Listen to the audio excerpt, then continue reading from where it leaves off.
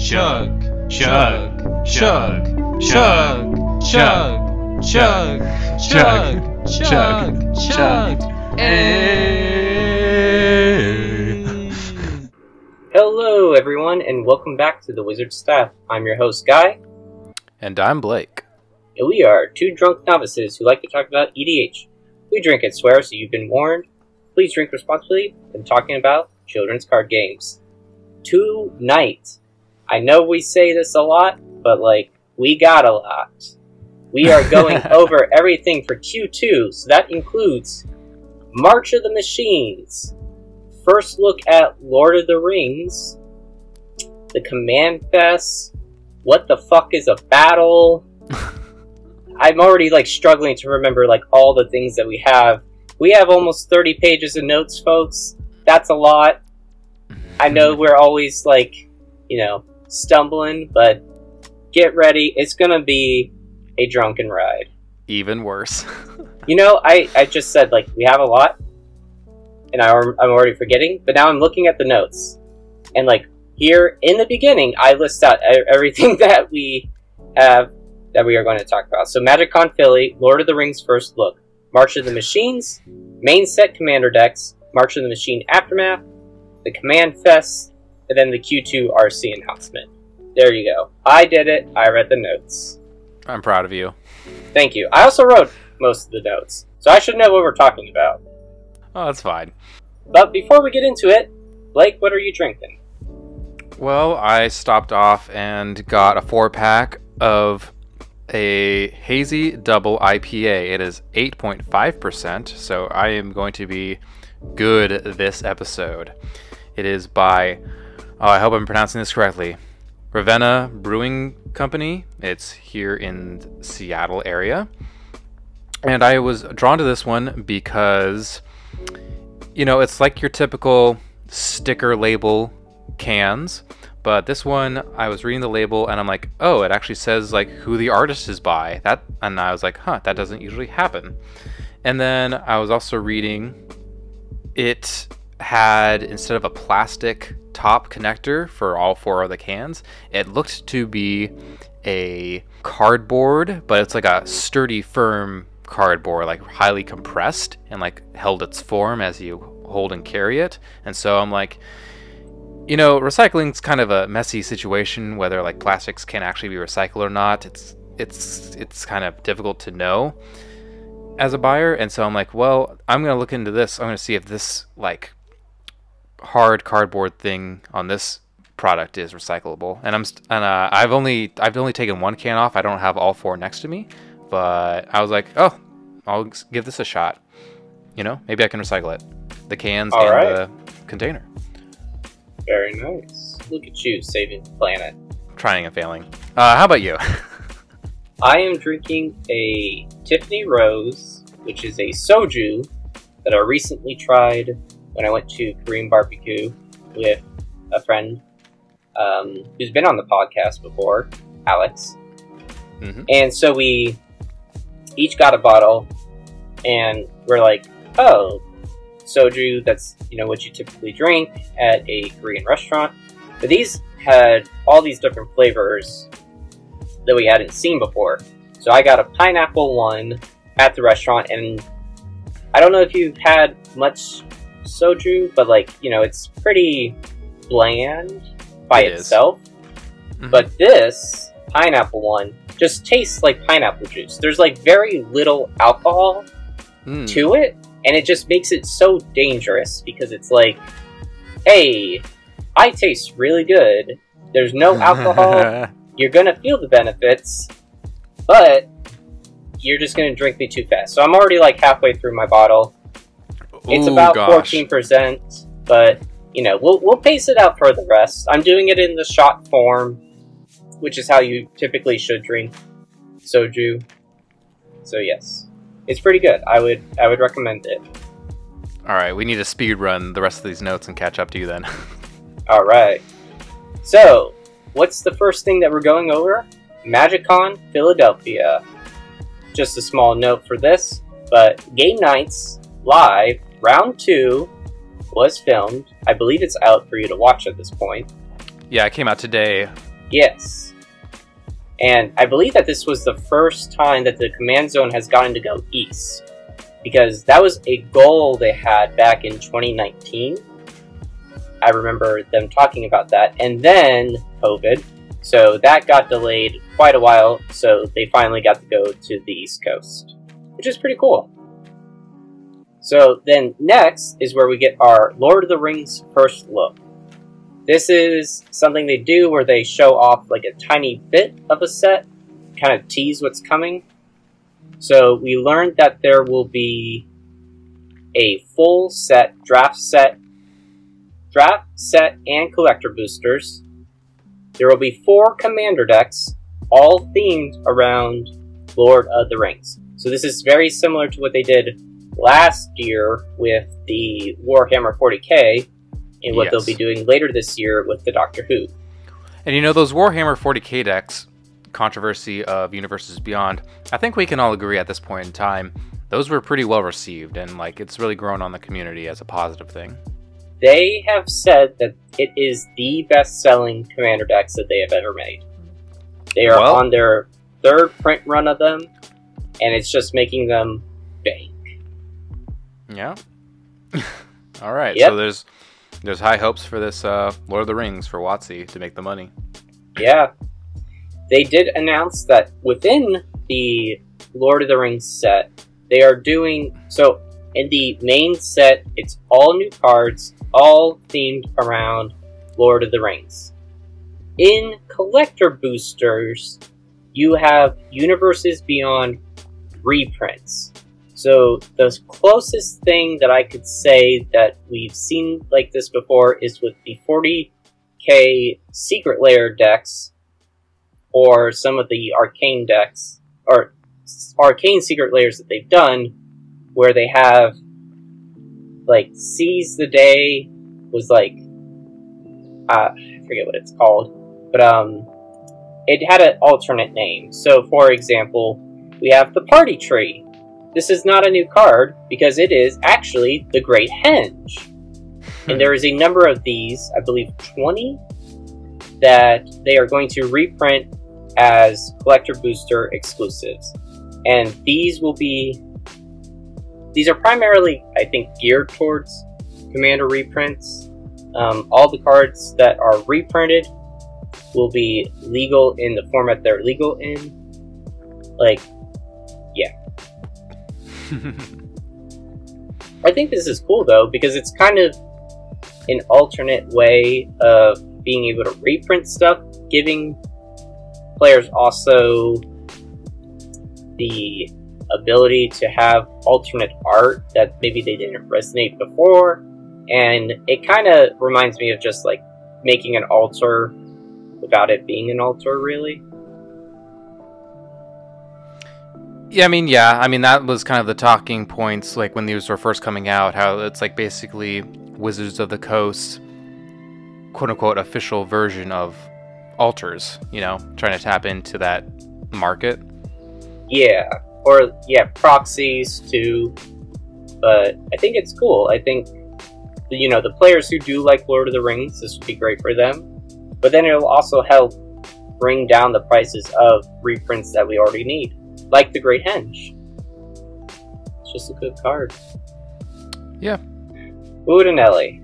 Some of these cards are like divisive. Like I remember like the Fortnite Secret Lair and how like they all seemed pretty silly in tone. But, you know, as some people may think it's not quite tonally like fitting, like there's also the other parts of the player base that think like, oh, this is great, I love Fortnite, I love Magic, 2 of the things that I love in one thing, this is great, I'm gonna play Magic and I love it. And so to each their own. Yeah, and it is, again, the main reason why I see them doing this is to bring in new players who like this IP. Like, I'm sure a lot of Lord of the Rings players will, or Lord of the Rings fans will be introduced to Magic through this, and they'll get a kick out of it. Yep, that's the whole point. Yeah, so there were a bunch of other cards previewed. We're not going to talk about those too much. Really, the only other one that I thought was worth mentioning is the One Ring. Oh and I'm my not god. just talking about, like, the One Ring, the card.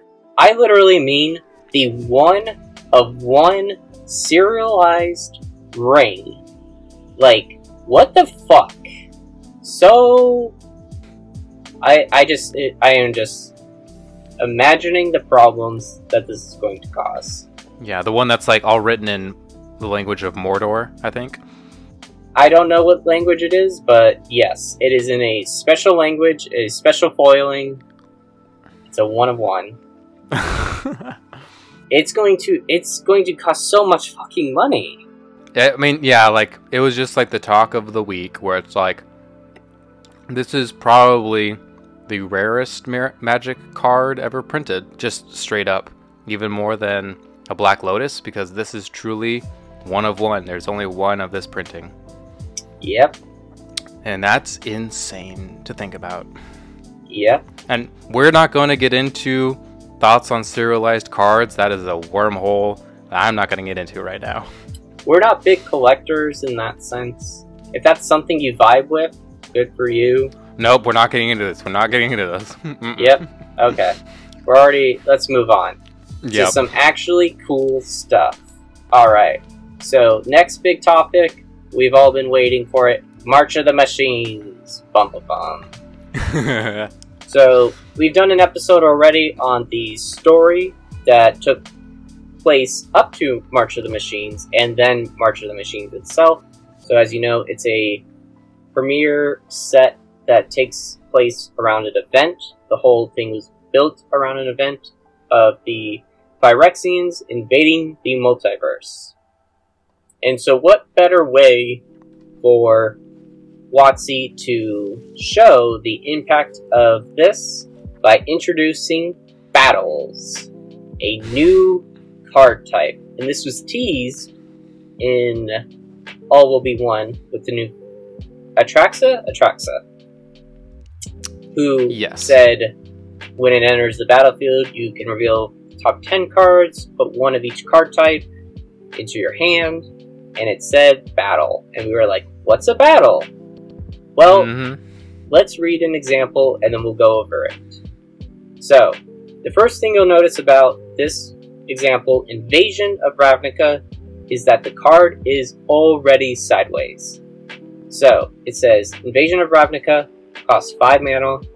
It's a battle siege, and says, as a siege enters the battlefield, choose an opponent to protect it. You and others can attack it. When it's defeated, exile it, then cast it transformed. When Invasion of Ravnica enters the battlefield, exile target non-land permanent opponent controls that isn't exactly 2 colors, and then it has a number off to the right, kind of in this like explosion looking shape, that says 4. That is its defense counters, and we'll get to that in a moment. Now on the back side, because it can transform, Gilpack Paragon, it's an artifact creature construct. Whenever you cast a spell that's exactly 2 colors, look at the top 6 cards of your library. You may reveal a card that's exactly 2 colors from among them. Put it into your hand, put the rest on the bottom of your library in a random order. Alright, so for the first time since Planeswalkers, we have a new card type. Battles. Battles are a new permanent type that enter the battlefield with a certain number of defense counters. Battles can be attacked directly, just like how a player or Planeswalker can be attacked. The subtype Siege, which is on all 36 battles that we got in this set, will be given to an opponent. You cannot give it to yourself.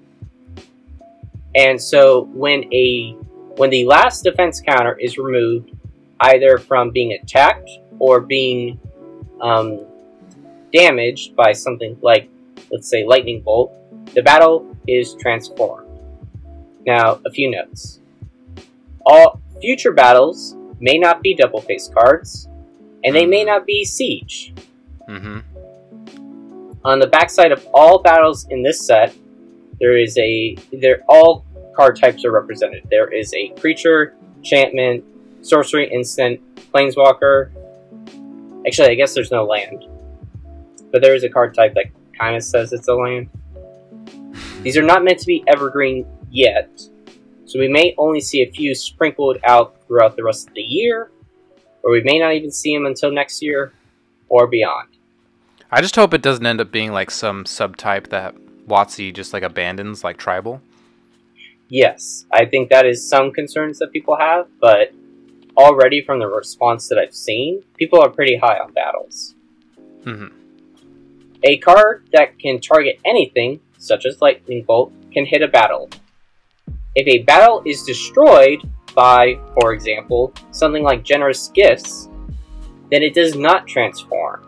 So destroying a battle and not removing all the defense counters will not have a transform. If a battle were to be animated into a creature, it cannot attack itself. And it cannot attack, actually, in general. If a battle were to enter the battlefield with no defense counters, then it would automatically be put into the graveyard and not be transformed.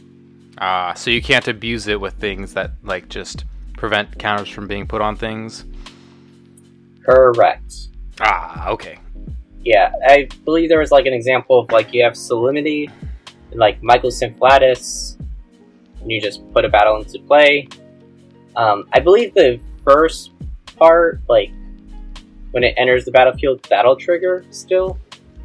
If it has like a when it enters the battlefield trigger. But then if it were then to go to the graveyard, you wouldn't get it. So This is pretty exciting, though. New card type. Blake, do you have any first thoughts? I agree. It's exciting that it's a new card type. We haven't seen one of those since, I believe, as you said, Planeswalkers, which first came out in Lorwyn, which came out like, I don't know, late 2000s, I think. So it's been like almost a fucking decade since a new card type was released. And, you know, Planeswalkers have come and like they're in pretty much like there's like at least one, like every other set. They're kind of pivotal to the lore, and it'll be curious going forward now to see just how prevalent and common we'll see battles. Like I was saying earlier, like it's gonna suck if like it's just kind of a flash in the pan like Tribal was, where there's not actually that much design space to make new cards for the future. I don't think that's too much of a concern based on what you just said earlier. I am also really curious how the flexibility on it, based on the fact that like there's other subtypes besides Siege. Like there could be other subtypes, and the fact that you mentioned like they don't always have to be double face cards, because like, you know, this is our first impression. So like I think at least for me, I was thinking, oh, like, well, all battles in the future are going to be double face cards, but as you said, not necessarily. So I'm pretty interested, and I think it really helps that we'll talk about it not too long from now, but I think it helps that there's at least one or two battles that are relevant in Commander. And as I kind of understand, like they're kind of relevant, at least in the draft format. So at least people have a positive first impression, at least from what I've seen from the community of battles. Yes. One other thing to note that I think I forgot to mention is, let's say, I think this happens on maybe like 2 or 3. But Invasion of Theros, I think, is the best example, where it's white on the front, but on the back side, you have white-blue. So that means the card identity is white-blue. That means you cannot include it in a mono-white deck. You can include it in any deck that has white and blue as part of the commander's color identity. I think Invasion of Alara, is that? Let me double check that. That might be Wooburg on the front, so like that's obvious. Like an example would be Invasion of Ikoria, where it starts off. It is technically a white-blue. Invasion of Theros. Sorry. Yeah, that's what I meant to say. Yeah. So we're thinking of the same thing. Yeah. Another note I have about battles before moving on is, at least for these first battles, it's nice to see them as they are, because this is like the first time we've really seen a Magic card with long horizontal artwork. Yes, it does really help that it stands out. Yeah. You could argue like, oh, Planes Chase cards were like that. They were the originators of long horizontal art. True, but that's Plane Chase. It's kind of an addition to Commander. It's not like Invasion of Ravnica, which you talked about earlier, where it's like, oh, this could just be put within the normal rules of a Commander game, you know? Yes. Yeah, and it's sort of like, I think it can be well received, similar to how sagas are well received, where it's like the long vertical art and the like chapters to the side of that horizontal art, where like, yeah, I just think it's a interesting design space, like, or card layout is probably the better term. Yes. Yeah. It definitely helps make it stand out, just visually, and pretty cool. I mentioned, so there's 36 battles that they introduced, which is a lot for introducing a brand new card type. I am pretty high on the fact that, like, not necessarily that all of them are going to be EDH, like, staples, but I do think that there's enough variety where each one of them can find probably a home in a niche deck. Yeah. So it's pretty diverse. I think they introduced some really cool stuff. Do you have any more thoughts before we talk about March of Machines? I don't think so. I mean, we will talk about a couple. I think we have 2 battles we're going to talk about in, like, our cards that we think are worth it for, you know, set. But yeah, I'm very curious to see how they go for the future. I have a sneaky suspicion that we will probably see a few battles in the next Eldraine set, because I believe the story is centered around a war.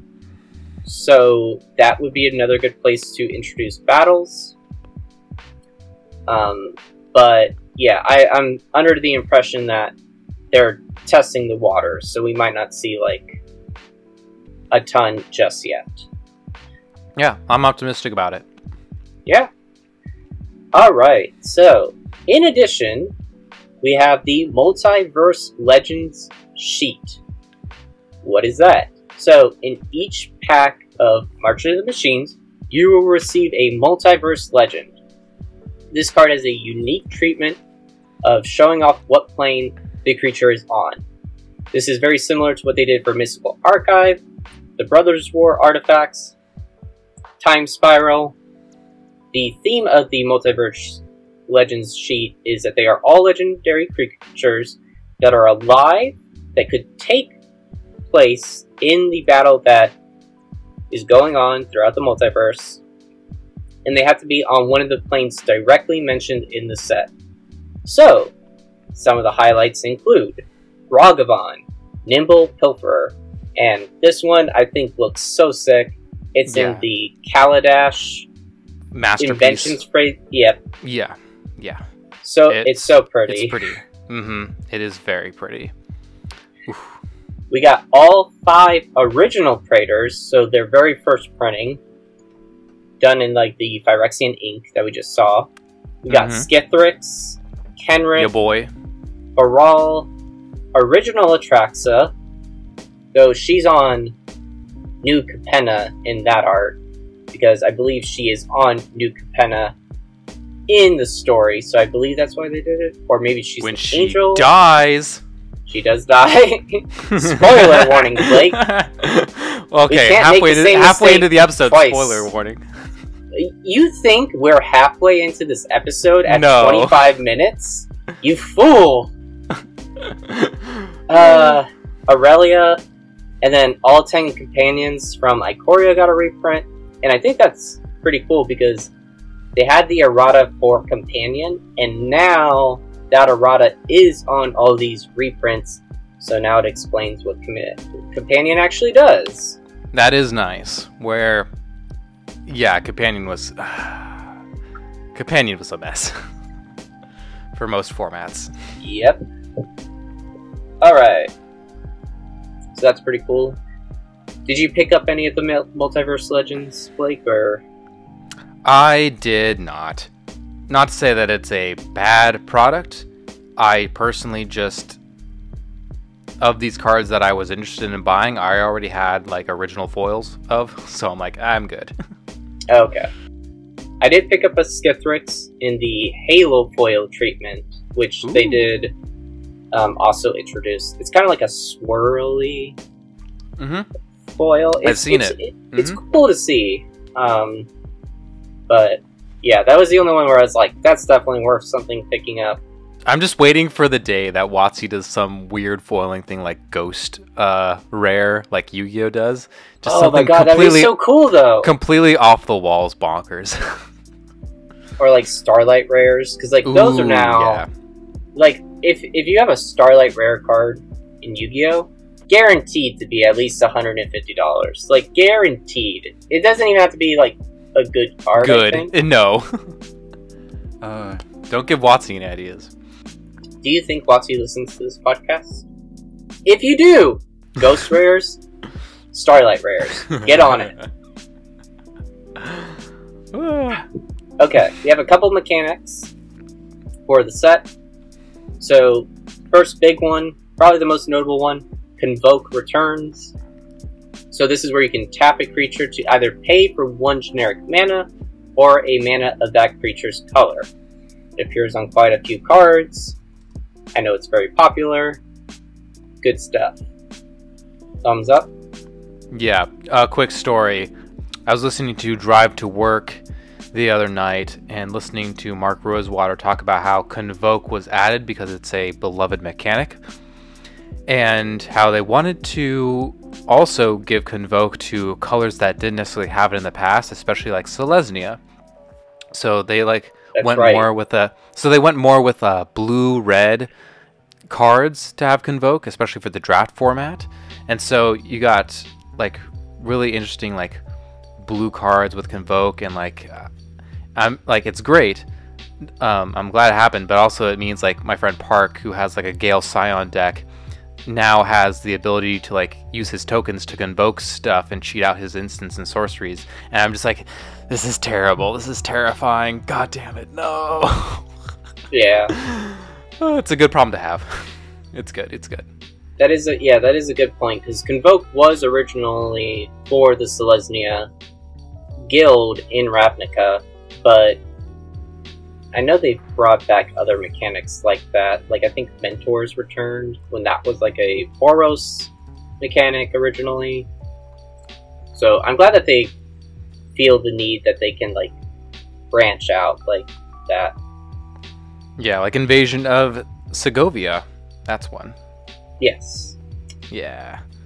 Alright, so Backup is the first new mechanic. So we got something like Backup 1. Boonbringer Valkyrie. So 3 white, creature angel warrior, backup 1. When this creature enters the battlefield, put a +1/+1 counter on target creature. If that's another creature, it gains the following abilities until end of turn. So I believe how it works is, if it said like backup 2, you could put a +1/+1 counter on up to 2 creatures instead of just 1.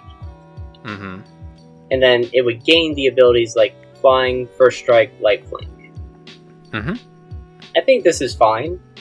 Yeah, this is fine for... It's definitely the less notable one for the Commander format. Convoke is definitely much more relevant. Yeah, that's what I'll say. Yep. I don't think we have any backup cards that are worth talking about, so... Nope. We'll move on. So we do have some transforming double-face cards. That was also a theme of the set. These were either depicted through creatures transforming into Phyrexians, the battles, or we have a new cycle of Praetors transforming into Sagas. I think this was pretty cool because it got to show, for example, like Heliod, Radiant, Sun, Crown, whatever. And then it's like Heliod the Corrupted, because on the front he could transform to his alternate form by doing like some generic amount of mana, and then a blue Phyrexian. So it was cool that they could splash that in. I know that they've always been pretty cautious about including the Phyrexian mana, but I think this, again, was another great way for them to include it, because Phyrexians are so prevalent, just like how they did in All Will Be One. Mm-hmm. Yeah, I think it's alright. Yep. We got team-up cards, so this isn't necessarily a mechanic, but something that WotC did was show off several characters team up on a plane together. So, for example, we have Thalia and the Gitrog monster. Yeah, I'm excited for this. Mm-hmm. Yeah, so just Thalia and the Gitrog monster on one card. It's a human frog horror. That is a wild creature type that we will probably never see again. Yeah. I know one big complaint that I saw people have about this, though, was that there's no point in the story where you do see Thalia and the Gitrog monster team up. It's just something they did on the cards. But sure, yeah. That's like, if you're into the lore, I feel like that, yeah, that is kind of disappointing. But like for someone who just plays the game, I'm like, fuck yeah, Thalia and the Gitrog monster. Like, these are my two favorite creatures from Innistrad. If you want to know our feelings on MTG lore, go back like 1 or 2 episodes and we talk about it for like an hour and a half. Yep. Yes, we do. Alright. Blake, time to talk about some new cards. Oh, yeah? Alright. Oh, yeah. So we got some of the Praetors. You know, they've had all these different cycles, all these different new Praetors, and this set is not shy to that fact. No, it's not. We've got one of each of the new Praetors, and there's a new version of them. So, there's a lot of text, because each of these are double-faced cards.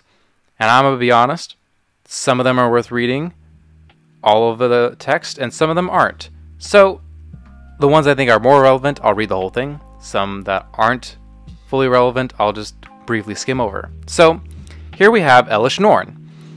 It's 2 and 2 white. It's a 3/5 with vigilance, and says whenever a source an opponent controls deals damage to you or a permanent you control, that source's controller loses 2 life unless they pay 1. Do you pay the 1? Do you pay the 1? Do you pay the 1? Always a great question. Commander players love it. Then it has an activated ability of 2 and white. Sacrifice 3 other creatures. Exile this card, then return to the battlefield transformed, and so the other side is a saga. Chapter 1, Incubator 2, 5 times. So Incubator 2 is like these tokens that you make, so you're making a fuck ton of tokens. Then transform all of those tokens. Chapter 2, creatures you control get +1/+1 and gain double strike until end of turn. So like, alright, you just made all these creatures, now buff them up. Then the last chapter, destroy all other permanents except for artifacts, which those incubator tokens are, lands, and Phyrexians, which those incubators are. Exile this saga. So, the front side is Elish Norn, and it's a taxing effect, and then it can transform to the backside of a saga, and it basically makes a board, wipes the board, and leaves your stuff intact. An asymmetrical board wipe, right?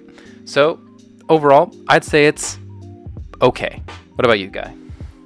I'm a little high on this card, mainly because I am, you know, a slut for Elish Norn. Yeah, you are.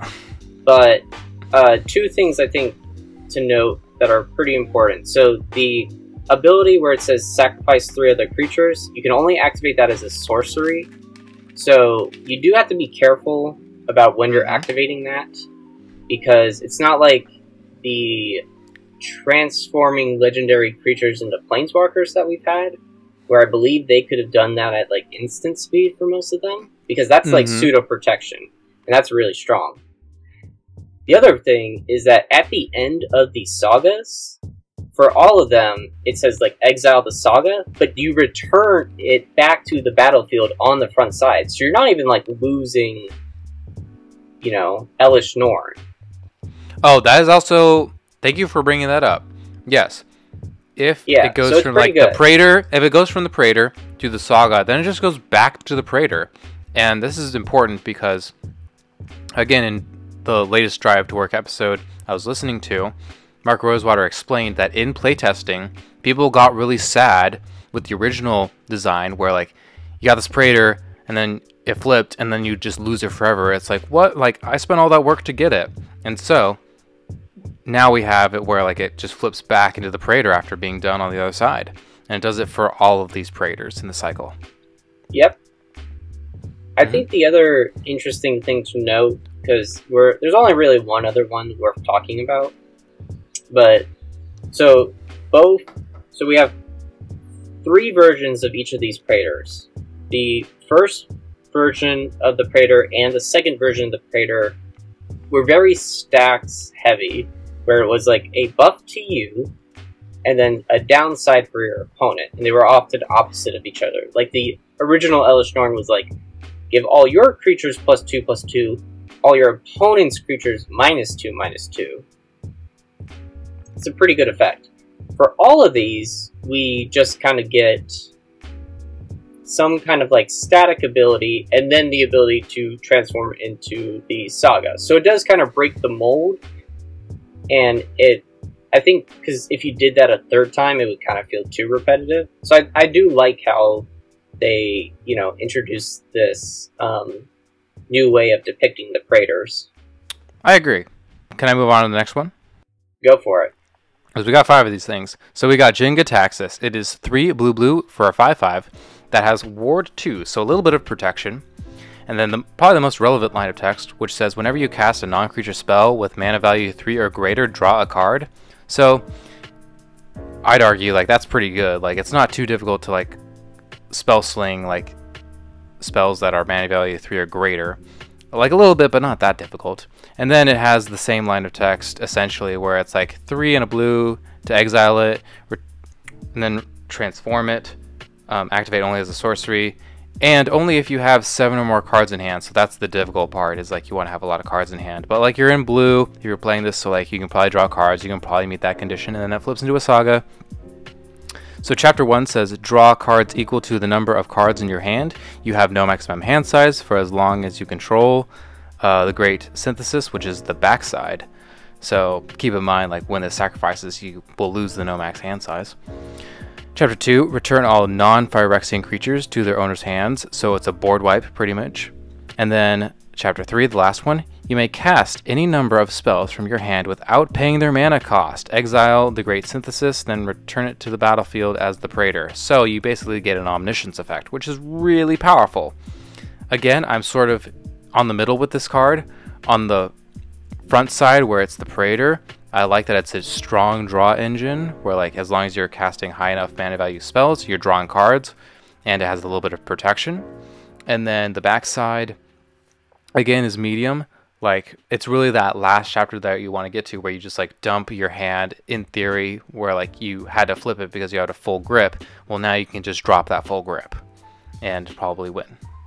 Yes. The important thing to note about that, though, is, so you may cast any number of spells from your hand without paying their mana costs. That goes on the stack. So you need to resolve the cards then. You can resolve as many as you want, because it's saying you may cast as many as you want. Or that you can, really.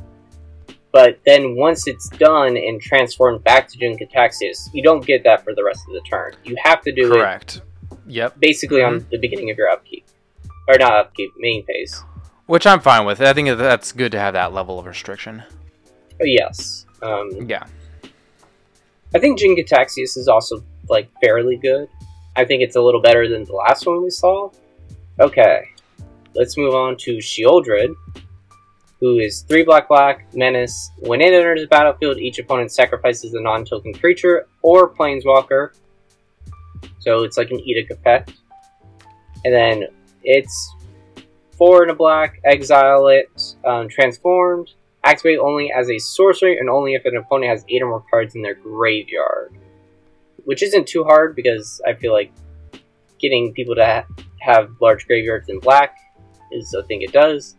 First chapter for each opponent, destroy up to 1 target creature or planeswalker that player controls. That only helps you again if you want to transform Sheoldred. 2, each opponent discards 3 cards, then mills 3 cards. Again, only helping you. And then 3, put all creature cards from all graveyards onto the battlefield under your control. So it's Rise of the Dark Realms? Is that what it is? Kind of. I mean, it's basically a mass reanimate spell, right? Yeah. Yeah. So pretty good. Yeah. I feel like this one, yeah, fairly good in Reanimator or like reanimation big black decks, you know. Yeah. Overall, just like again, for me, I'm kind of in the middle. Like it's not weak and forgettable, but it's also not like overpowered and broken. It's just in the nice middle spot. Yes. Mm-hmm. Yes. All right. Moving right along. Oh, okay, you need to talk about this one because you deserve it. Not only do I deserve it, but Urabrask finally deserves a good card. He got shafted so much in New Capenna. Like, it's not even funny. He did. Yeah. Like, when you compare him, like, that's probably, like, I was going to ask you, like, so we have 15 Praetors now. Rank them all. You know, how I was like, okay, we finished the cycle back in All Will Be One with the other 5. Now we got 5 more. So, how would you rank all 15? But don't actually do that. That would be way too hard to do. Mm-hmm. But Urabrask always sucked. Not here.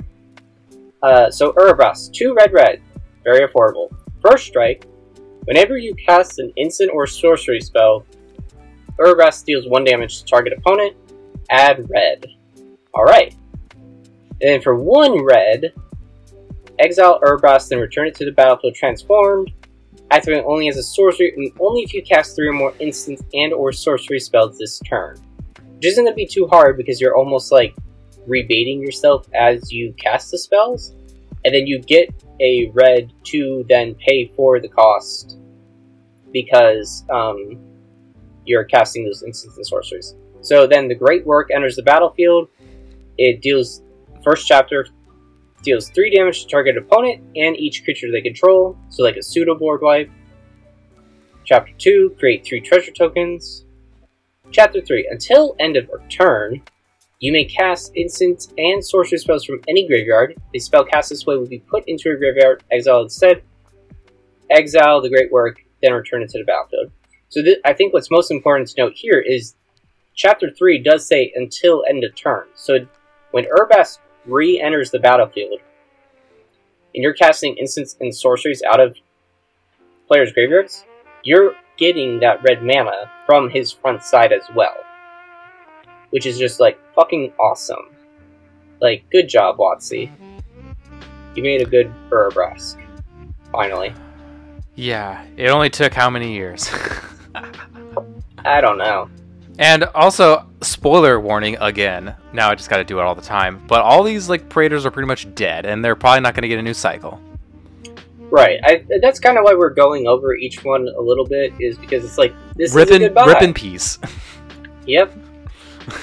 Literally ripped in peace to Urabrask, who got ripped to pieces. Yes. Oh my god. Brutal. Tragic. Yeah, I think this red Praetor in this cycle is the best one. Yep. Oh yes, totally agree. I don't think it's overpowered. I don't think it's gonna like be like CDH worthy, like Bergie is. But like, this does work, and a lot of decks, especially like your Pervros deck, they love it. Yep, you love to see it. Yeah. In complete contrast is the next Praetor, the green one. It's Vorinclex has fallen from grace, is all I'm gonna say. Vorinclex. It is not as OP and broken and salt-inducing as its previous iterations. It's so tame that, like, honestly, I don't even want to read the text. I'm just gonna spare you the time, because I honestly don't think it's worth the time reading the text to read you a mediocre and forgettable effect. I'm gonna be honest. This is Urabrask levels bad for like former Urabrask. Yeah, the original Urabrask, and not the original Urabrask is okay. The second version is the one that I'm like, this is awful. Yeah, so basically it's a 6/6, it's got reach and trample, and like it searches for lands, and then you can do the transformability for like 8 mana, which is a lot. Like, even though you're in green, that's still a lot. And then like what? You like mill 10 cards and like put 2 creatures mill this way onto the battlefield, like and then you like it's some counter, like a bunch of counters onto those creatures. and then like those creatures get an additional buff, and it's just, compared to the other ones, they're forgettable. Whatever, move on. Yeah. It doesn't even put those lands onto the battlefield when you search for them. It's like I don't even want to talk about it. Let's just move forward. I get you, loud and clear. Alright. We got Thalia in the Gitrog monster. Woo. This is one of the only team up cards we're talking about. Yeah, we already mentioned it. Yeah, it's worth it. So it's a 1 white black green legendary creature, human frog horror. It has First Strike and Death Touch, which is a brutal combination. You may play an additional land on each of your turns. Creatures and non-basic lands your opponents control enter the battlefield tapped, and then whenever Thalia in the Gitrog monster attacks, sacrifice a creature or land, then draw a card. So it really just takes the best of both of their abilities and smashes it into one card. This is awesome. Yeah. I'm honestly surprised that it's a 4-mana 4/4 with nothing but upside. Like 4 upsides, 5 upsides, however you want to count it. It's just like, it does work. Is it broken? No, but like, damn, this is just a solid card. As a commander, like, yeah, like you can just run this as a decent Abzan commander. You can also probably run it in like, I don't know, a multicolor landfall deck that's trying to do something unique and interesting. Maybe? Yeah. Good stuff. Yeah. Next up, we got a Tali Primal Conqueror. You may think it's a red card, but wait till you see the backside. So, it's 5 red for legendary creature, Elder Dinosaur, 7/7 with trample. When it enters the battlefield, each player exiles the top card of their library until they exile a non-land card. You may cast any number of spells from among the non-land cards exiled this way without paying their mana cost, which is a really nice parallel to its more original printing, where it kind of allowed you to play your other opponent's decks, right? A Tali Primal Storm. And so, but there's a twist. It has this activated ability at the bottom that says 9 and a blue Phyrexian mana. Green Phyrexian mana, sorry. And it says transform it, activate only as a sorcery. And then it transforms into a Tali Primal Sickness. And now it's a Phyrexian dinosaur, and it looks hardcore as fuck. It's 11/11 trample indestructible. That says whenever it deals combat damage to a player, they get that many poison counters. So it's just like Blightsteel Colossus. Yeah, we did it. Yeah, it's basically a Gruul Blightsteel Colossus, and it's, you had to pay a bunch of mana, maybe even a little bit of life to get there, but it's rad. Yeah, this is pretty sick. The one thing to note, too, kind of similar to Jin-Gitaxias, but when it enters the battlefield and you get to choose the cards that you're going to cast, you have to choose to cast them then. It's as the ability resolves, so you can't then choose to cast them later. But, that's just a good side note to know. But yeah, this is pretty sick. I've actually seen some EDH talk about this card, because it's basically like a easy way to play everyone else's decks with Food Chain. Like, you basically make infinite mana with, like, ways to make infinite mana with Food Chain. It's not that hard. Yeah. And then you can just cast Tali over and over again and, play all the cards. That is true. You can do that. Does that mean this is now the ¡1 CDH deck ever? Yes. Probably not. But I do think that's a very interesting way to just try and max out the power on this type of deck. Yeah. So there's still lots of cards to talk about. I'm gonna move on to Surge of Salvation. It is a single white mana for an instant that says you and permanents you control gain hexproof until end of turn. Prevent all damage from that black and or red sources would deal to creatures you control this turn. So it's a super cheap spell at instant speed. You always love to see it. Very mana efficient. And it's giving you and your permanents, not just creatures, but you, the player, and all of your permanents like hexproof until end of turn, which is just like really great, solid protection. And like then on top of that, it prevents damage from like certain sources, which is also upside. So if you are a really defensive style deck, you know, maybe you're already playing Teferi's Protection and certain other cards, maybe like if you're in the green colored entity, like maybe you're also playing Heroic Intervention, maybe you also play Surge of Salvation, who knows.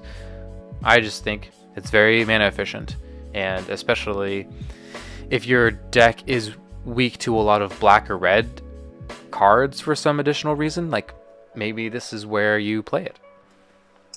Yeah, I also kind of like this in the sense of it's not a counter spell by any means. However, when a player targets you, they're declaring that as they cast the spell. But Surge of Salvation can then be like, no, I have hexproof, which then would cause the spell to fizzle. Yep, you gotta love the magic rules. Yep, you gotta love them.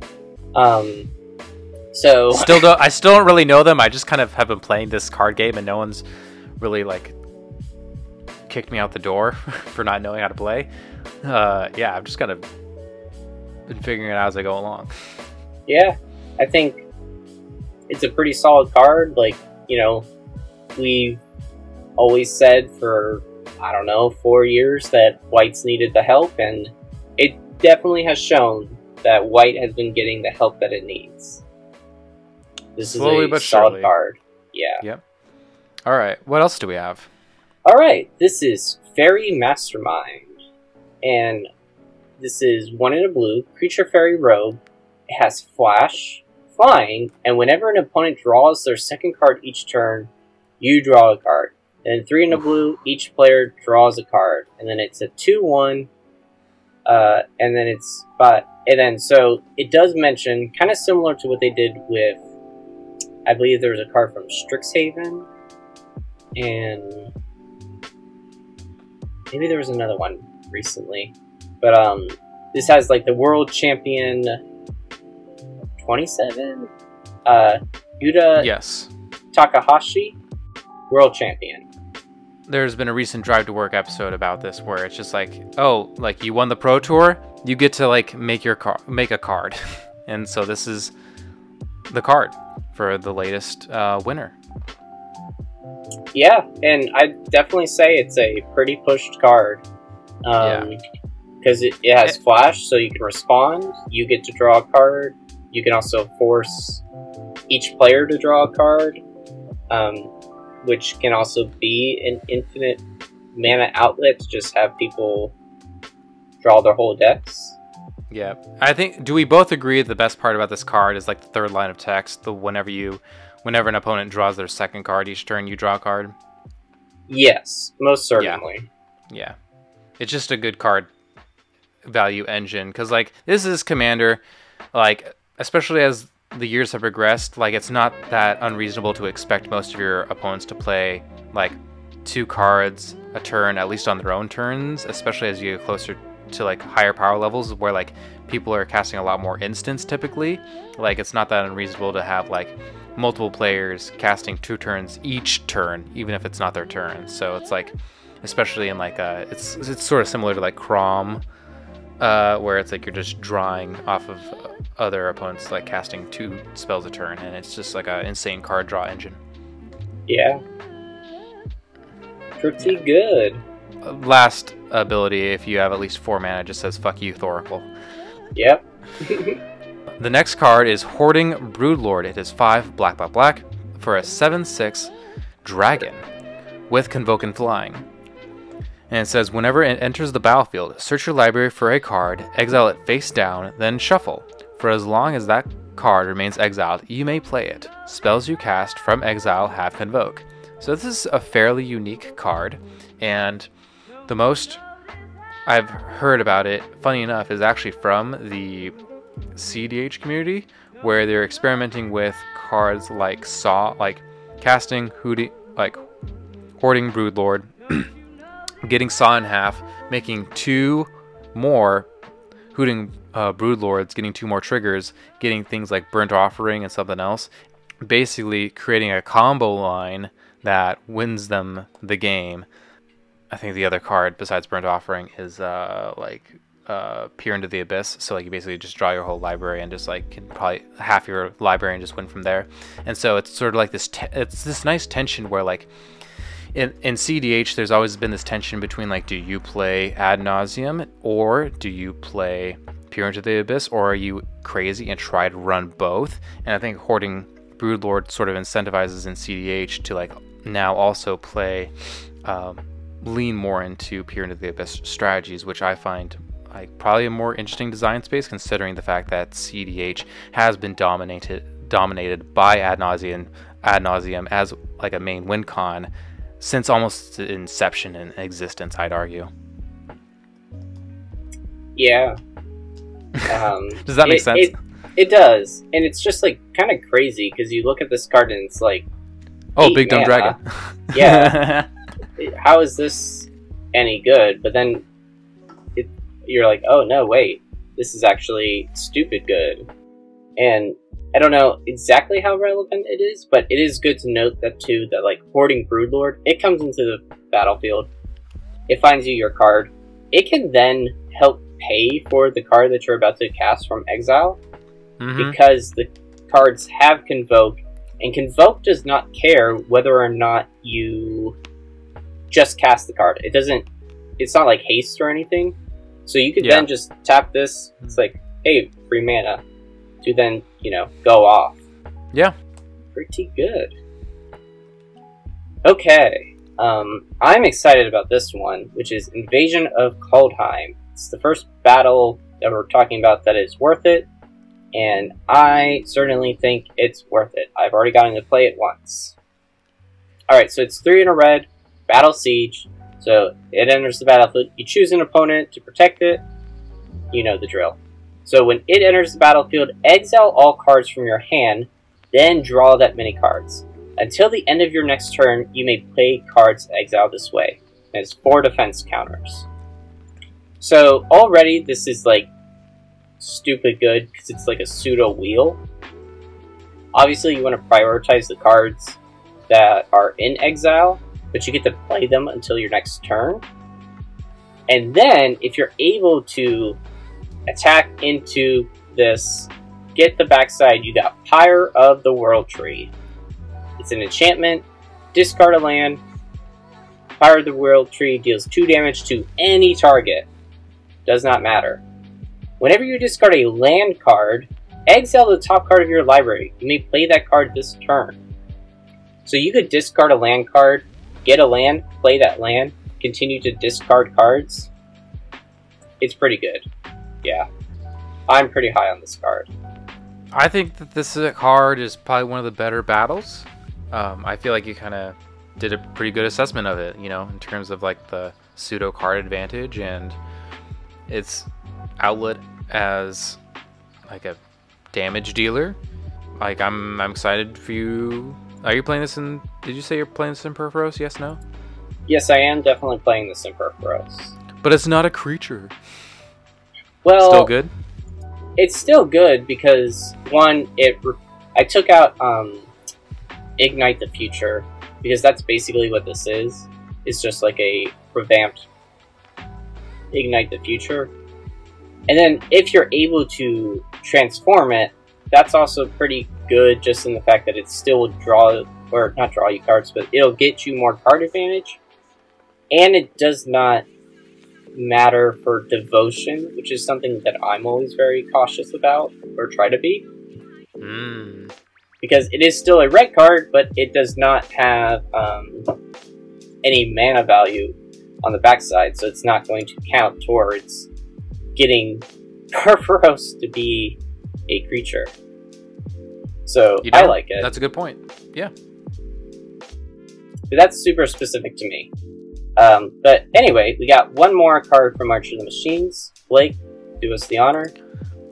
Alright, last one is Invasion of Ikoria. It is X green for Battle Siege with 6 defense counters. As it enters the battlefield, search your library and or graveyard for a non-human creature card with mana value X or less and put it onto the battlefield.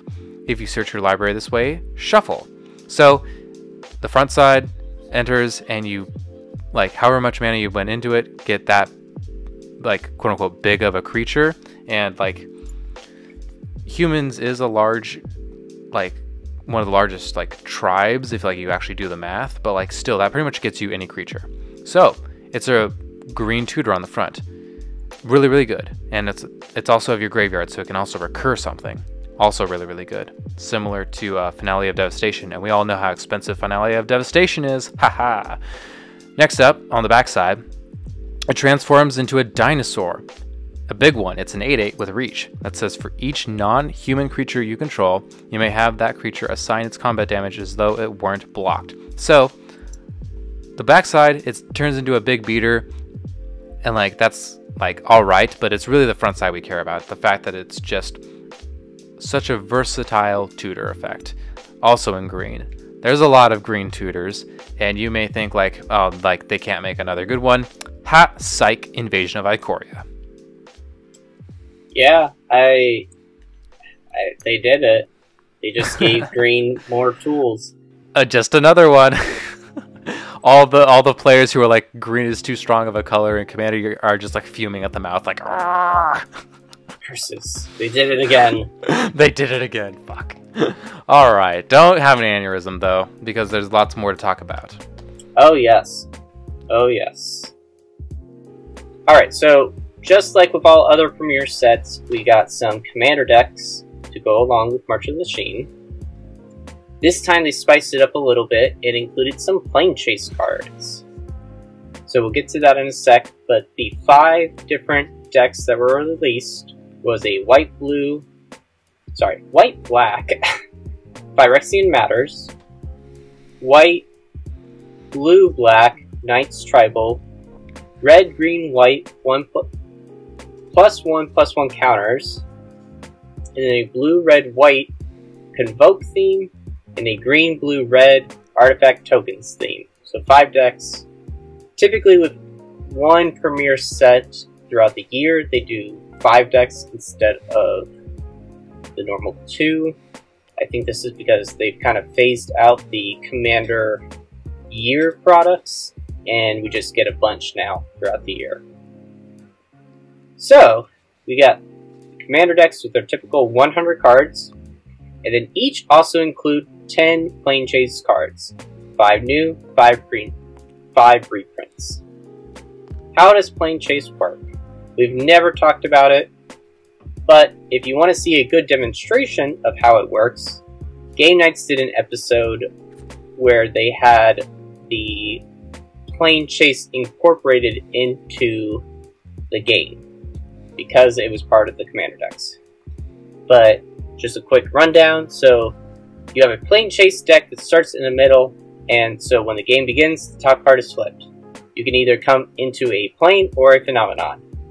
If you come into a plane, so for example, Curator, which is Plane Kaladesh, has a static ability at the beginning of the combat on your turn. Until end of turn, each non-creature, non-vehicle artifact you control gives a 5/3 vehicle in addition to its other types and gains trample, haste, and crew 2. Then it has a symbol, the chaos symbol. So whenever chaos ensues, return target non-creature artifact card from your graveyard to your hand. So they all have the top ability, which applies to all players, and that'll specify what happens. And then the chaos ability will happen when you roll a chaos square. What's a chaos square? So at the beginning, or anytime during your turn, you can roll a planar die. If you roll, it has 6 sides. 2 have a symbol on it, 4 are blank. If you roll the Planeswalker symbol, you flip over the new top card of the Plane Chase deck, and you can then either Planeswalk, or you'll hit a phenomenon. What is a phenomenon? When you encounter a phenomenon, like Chaotic Aether, it has an ability saying when you encounter Chaotic Aether, each blank roll of the planar die is now a chaos roll until a player planeswalks away from a plane. So this ability will then trigger, or not trigger, but apply to the next plane that you are on. Or when you roll the chaos die, it would trigger something on Curator, which says whenever chaos ensues, return target non-creature artifact card to your hand. So, yes. The planar die is free to roll for the first time on each of your turns. Then you pay 1 generic mana for your second roll, 2 for your third, 3 for your fourth, etc. You can roll as many times as you want, so long as you can pay it. Alright, I think that's basically the... Now that you've explained Planes Chase cards and like Phenomenon, like what are your personal opinions about them real quick? Do you like them? Do you hate them? I wouldn't mind if somebody brought a Plane Chase deck and wanted to try it out for a game. It's not something that I'm crazy about, because I don't like the variants that it has that I cannot control. But I think it's a good way to spice up some games. How do you feel? Yeah, I feel pretty much the same way. Like, not many players have access to these cards because they haven't been printed a whole bunch. I think they're great in more casual environments where like you're probably looking to do something new and spicy and interesting, kind of mix things up, especially like if you have a play group who you play with all the time. Planes Chase might be a good way to kind of just like throw a little bit of variance in a beneficial way that, like, I don't know, that keeps things fresh and interesting and maybe avoids people from like getting into an arms race. Yeah, that's how I feel about them. I think I've only, like in all my years, I think I've only played probably 2 or 3 Planes Chase Commander games because again, like the cards aren't the easiest to get access to. Yes, and I do know that, you know, they've reprinted some of the cards, introduced some more cards. They're printing more Commander decks than ever now, so they should probably show up more often at this point. We'll just have to see, you know, how does that interact with the wide majority of Commander players? Is this something that they want to incorporate into every game? It's probably more likely going to be a pre-game discussion, and if it's not your thing, just be vocal about it. Yeah, thank you for mentioning that. I forgot to mention that. Yeah, pre-game discussion. If like assume that people don't want to play it, like you got to get positive confirmation from everybody before playing Planes Chase cards. Yep. We got a few new cards, and I'm excited about them. Well, a few of them, maybe just 2. Why don't you read the first one? All right, this is Chivalric Alliance. It is 1 and a white for an enchantment. Love me my enchantments if you listen to this podcast long enough. Whenever you attack with 2 or more creatures, draw a card. Hey, mono white card draw. Am I right? And then there's more. It's an activated ability of 2 mana and discard a card. Create a 2/2 white and blue knight creature token with vigilance. So, not as interested in that last ability, making creatures by discarding cards, but I'm more so excited about the fact that it's a 2 mana permanent that can draw you cards on a consistent basis, especially if you can get, like, I don't know, multiple combats per turn, like you're in Aurelia the War Leader deck or something like that. Hey, it's card draw. Yeah, it definitely is card draw. I mean, it's no Esper Sentinel. It's no Esper Sentinel. Like, I'm not dumb. Come on. Right. The bar to draw you the card is not that hard to achieve. Yes. It is good that it is only 1 card a turn too, but I think, yeah, it's a pretty solid one. It's a solid one to include in combat-heavy strategies. Sure. Alright, this is a fun one. It's Herald of Hoofbeats. 3 and a blue. Creature, human, knight. Horsemanship. This creature can't be blocked except by creatures with horsemanship. Other knights you control have horsemanship. It's a 3/3. Really, the only reason why I'm including this on this list of cards is because horsemanship, an ability that we have not seen in 20 years, has made a comeback. And it's relevant because it's included in the Knight's deck. So it does make a lot of your creatures pseudo-unblockable, because there are very few cards that are going to show up in EDH that have horsemanship. Mm-hmm. That's it. I agree. It's cool to see the reintroduction of horsemanship, because we haven't seen them since, like, what? Like, Portal's Three Kingdom sort of cards? Am I wrong about that? I would not be surprised that that was the most recent time that we've seen them. It has been a very long time. So, like, over a decade. So it's interesting in that dimension. But I was thinking to myself, like, alright, cool, like, they grant horsemanship, like, pseudo-evasion, but it's only to knights. Like, how many knight tribal EDH decks are there really? And, like, because you immediately think of, like, say, Sir Gwyn, Hero of Ashvale, which is Mardu. It doesn't have blue at all.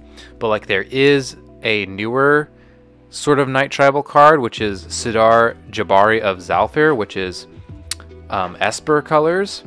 And it's legendary creature, human knight. It's a 4/3, and it's the newest card with eminence. And then it basically asks you to, like, I'm not going to read the card, but it basically asks you to play Knight Tribal, and so it has blue. So, I think this specific card will see a lot of play in that specific commander deck, but, like, a lot of other Knight Tribal decks, I can't tell you, I don't think I can tell you the last time I saw a Knight Tribal deck. It's pretty niche, even amongst tribal decks, and it's even more niche to see a Knight Tribal in blue. I don't think I'm going to see that card that often, but, like, when I do see a Knight Tribal deck and it has blue, you can bet your ass I'm going to see this card, because it's just, like, a strong, like, pseudo-evasion. Yeah, it is pretty solid, pretty sick. And now it also raises the question, is WotC going to bring back certain niche mechanics that they haven't printed in, like, a decade or two in the future? Or is it going to be like this, where, like, they bring it back, but it's going to be super niche and flavorful? Yeah, I mean, the commander decks are the place I think are best to do that kind of thing, because it doesn't impact standard. Right. You can introduce legacy-type mechanics. I'm still waiting for them to bring back Dredge in some other form than Shenanigans, but I'm also not holding my breath on that. Fair enough. All right, last card. I think you're more excited about this card than I am, but I want to just... I feel like it's fun to talk about it, at least, which is Dance of Calamity. It is 7 in a red for a sorcery, so it's an 8 mana sorcery. It must be pretty powerful, right? So, you shuffle your library. That's the first thing. As many times as you choose, you may exile the top card of your library. If the total mana value of the cards exiled this way is 13 or less, you may cast any number of spells from among those cards without paying their mana costs. So, it's kind of like Ad Nauseam in a way. Like, it's much more mana and it's sorcery instead of instant, but you're sort of like trying to remove a number of cards from your library that's enough for you to, like, get enough advantage while also not killing yourself in order to win, right? Well, you're not going to kill yourself, but you will lose out on the benefit. But yeah. Yes, you wouldn't lose out. You would lose out on the benefit of the fact that you spent 8 mana to do nothing. Yes. So it is super high risk. If you're playing it, you better have a pretty low mana value deck, is all I'm going to say.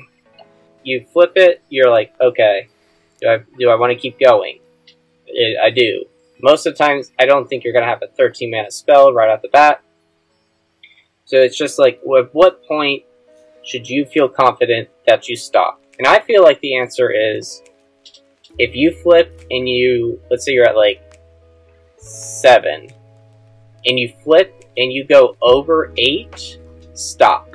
Because at that point, you are already getting your mana worth out of the 8, and it's not worth it to risk it. So you're probably getting to play like 4 to 5 things for like 10 or 11 mana.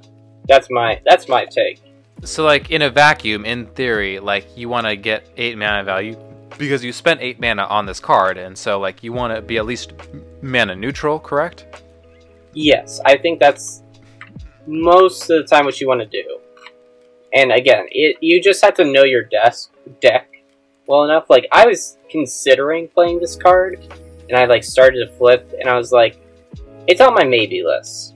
Just because it's, like, it's 8 mana, but the fact that it's a sorcery is also a huge downside, because it's like, I would love to do this at instant speed if I could, but then I think it would be, like, way too broken. Yeah. I feel like this is a nice Timmy card. Timmy. Yes. Alright, next up. Next section we're going to talk about is Command Fest. So, at least there's been, with the passing of time, it's been more acceptable to like start going to public events, right? And so with that being said, Command Fests have started to reopen and start to be hosted. And so I at least went to a Command Fest about a month ago. Like in a previous episode, I walked through all the exclusive details about that experience. This time around, I'll probably just skim some of the major thoughts that I've had.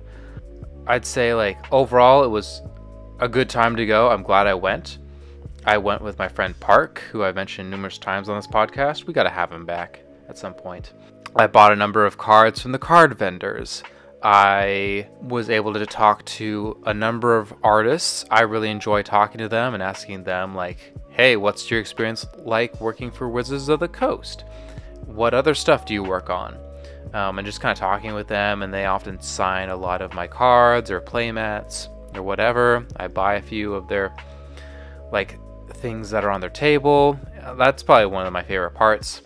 I played a good number of games. I learned from my past experiences at Command Fest, like it's really easy to get like play too many games and your mind just turns to mush. So like I specifically made sure not to play too many games so I could still like feel like a human being. I did have it's sort of interesting where I went with my friend Park, and like he had similar but like also different experiences. Like he was always able to like find a table and within a couple minutes and like sit down and play a game like with a new pod, whereas I seem to have a really hard time finding new pods. Like nobody ever waved me over, whereas they waved him over sometimes. And so that was kind of difficult for me, where I would walk around the free play area like maybe 2 or 3 times, be like, whatever, I'm gonna go like do this other thing, and I'll come back in like 5 minutes and try again. Again, this was like my personal experience. It's interesting because like Park didn't have this experience at all, where like I had a lot of games where like we had a pre-game discussion and like we were just playing a lot of like more, I would say, value-based decks. One of my favorite decks to play, Sigarda, is not a combo deck at all, and it's like mostly just value plays, especially at sorcery speed. And like so all of us, like the 3 of us, would be on that page, and then there would be one player that just like played a combo and really changed the tone of the game and just ended, and because no one really had a response, or they did but the person that did the combo had an answer, like a counterspell, and just won. And it's like, oh, okay, that just kind of deflated the game. Do you want to play another game? Like some people did, some people didn't. I'm like, I'm gonna try and find another pod. So I ran into that issue a whole bunch, like over and over and over again, where I'm like, we had pre-game discussion, and like you still played an infinite combo that didn't really quite match the tone of what it seemed players wanted. So I was just sort of like, today is just like kind of like not as good as I would have liked it to have been. I feel like I've been talking too much, but that's been my experience. I still like got out, talked to lots of people. Glad I went. Got great food. Talked to lots of people like after the event. Glad I went.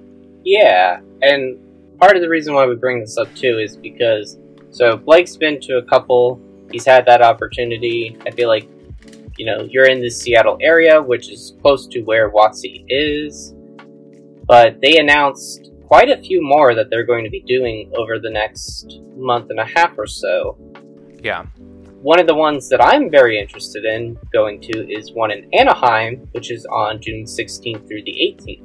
So if you do happen to be going to that, look out for me. very excited. I'd like to try it. I've heard great things from Blake. And then maybe we can both contribute to an episode where we talk about our thoughts on Command Fest. Yeah, and maybe one of these days we'll actually finally meet up in person together at one of them. I mean, we've seen each other in person, but yes, I would have loved to have gone to the Seattle one. It's just like timing-wise, it wasn't the best. Yeah. But hopefully, yes, we can go to one together in the future. Yeah, I do get to see you in a week, and I'm really excited about that. Yeah. We'll take pictures and post it to Twitter. We're cute. Alright, so we got only a couple more things to talk about. This next one, and gonna say it, spoiler warning, but we got March of the Machine Aftermath. So, what is Aftermath? Aftermath is the first epilogue set that WotC has produced. All the cards included are standard legal, but the set is not meant to be draftable. Why? Because there's only 50 cards. All these cards go across the multiverse to show the impacts of what happened after March of the Machine. So, the other thing before we get into like what is about this is there was a pretty significant leak about a month before its initial release where a YouTube channel did open up 2 boxes, and I think they actually ended up showing almost all the cards. Yeah, pretty much all the set, because it's a small set. Yes, so it was not that hard. The packs only have 5 cards in them, so it really, you can just buy 2 boxes, you got the set. That's a mess. That was a mess. Situation. There was also a mess with, like, allegedly Pinkertons were sent to the person, but... Yeah, I don't know if we want to get into this right now. We're not going to, but, like, look it up. It's a mess. Yes. We can't speak with confidence, I guess, so we'll just leave it at that. But it's newsworthy, I suppose. Alright, so there were quite a few significant changes that came with Aftermath. So this comes from Maro's article directly. Number 1, a lot of characters died. We do not have the full list of characters who died. This is something that we will slowly learn about over the next like year and a year and a half. Oh. Just because it's like, we'll see it, the impacts as we return to planes. So like, we already know like the Kenriths, the King and the Queen died, and we're returning to Eldraine next. So that's one example. 2, most characters' lives were radically changed. And by that I mean, a lot of Planeswalkers lost their spark. Not all, but we will also see who has and who has not lost their spark as we return to Planes. Now, there is probably 20... No, that's a little high. Probably 15 cards in this set that are legendary creatures who were Planeswalkers before. So, not all of these we do see as cards, but we do know that these characters have lost their spark. Nissa, Teferi, Calyx, Kiora, Nahiri, Narset, Obnexus, Samut, Sarkhan, Tyvar, Karn, Koth, the Wanderer, Will, and Rowan. And then lists of Planeswalkers who we know have kept their spark: Chandra, Ajani, Quint, who actually gained their spark in one of the side stories of March of the Machines, and Ashiok. Those are the lists that kept their spark, those who lost their spark. Why exactly this happened, we're not entirely sure, but we just know that part of it was in hopes of mending the multiverse. You have any thoughts on that, Blake? Just the fact that, like, it's, you know, there has been criticisms of March of the Machines Aftermath lore, and in terms of, like, especially mostly these Planeswalkers. That being said, I don't feel like it gets in the way of playing the game too much.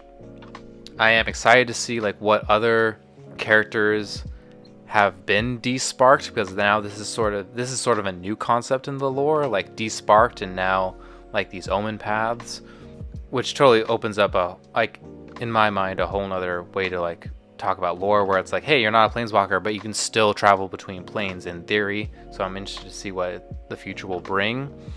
And it's funny how, like, oh, here's Zhalfir, now it's a plane you can access, and like here's New Phyrexia and it's locked away, but like nothing's ever really open, nothing's ever really closed, and like at least my experience in the Magic the Gathering lore. So like, who sees, who, like, give it 5 years, like New Phyrexia will probably be like opened up again for like plot like reasons, and like Zhalfir will be closed again, or I'm just gonna go with the flow. I'm like, it's said that these things are happening, but like give it 5 years, it'll probably change. Yeah, nothing's set in stone in the Magic lore. It's ever changing, and that's what's great and not great about it. That's what's great and terrible about it. That's a good way of saying it. So, yes, kind of alluding to what you said, a lot of planes were fundamentally altered. Zhalfir is now its own plane because it was switched with New Phyrexia, and we have Omen Paths, which are allowing non-planeswalkers to travel between planes. How this will affect the story or sets in general, we'll see. We could maybe see, like, sets that take place on multiple planes, kind of similar to March of the Machines. But the Omen Paths, from my understanding, can vary in size and can vary in... Like, could you... Like, does this mean that you could have just, like, 5-color Omnath, just, like, Omen Path into, like, Ravnica? Basically. I mean, I don't know if Omnath was cured, necessarily. A lot of things are still up for learning, I guess. Like, we'll learn. So, cards, though. Ooh. We only got 4. This first one, though, this is a doozy. It's probably the best one, by far. It's not even close. Blake, I'll let you read it, because I'm pretty salty that I did not buy one when I should have. Ha ha ha. So this is probably the best card of this small set. It is Nissa, Resurgent Animist. It is 2 and a green for a legendary creature, Elf Scout. It is a 3/3 that has landfall. Whenever a land enters the battlefield under your control, add 1 mana of any color. So, right off the gate, this is basically, in the context of Commander, this is basically a 3-mana Lotus Cobra. Which, if you know, Lotus Cobra sees a decent amount of play in Commander landfall decks. So, this probably goes in a lot of those similar style decks, right? Alright. But wait, there's even more. If this is the second time this ability was resolved this turn, meaning like you basically played another land, right? Reveal cards from the top of your library until you reveal an elf or elemental card. Put that card into your hand and the rest on the bottom of your library in a random order. So, that basically means like it's a Lotus Cobra, but then on top of that, if you're able to play like 2 lands a turn, then you're able to like reveal until you hit an elf or an elemental. And like you can basically... That has a lot of potential, right? Because I think you and I can agree. Do we agree? Like, Elf Tribal is arguably one of the strongest tribal decks in Commander?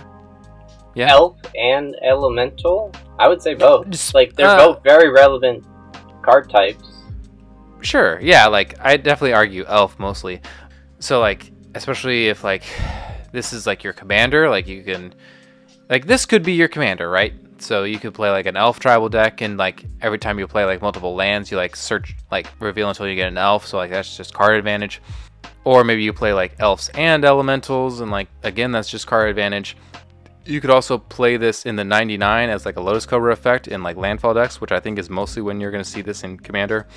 And then there's also the potential in like perhaps some more high power or CEDH context where you get 2 landfall triggers where like you're making mana, and then you're also like potentially tutoring, like if you only have like 1 elf and like 1 elemental, or like especially if it's like Quarian Ranger or a Shaya, where it's like these known combo pieces within the green color identity to go infinite.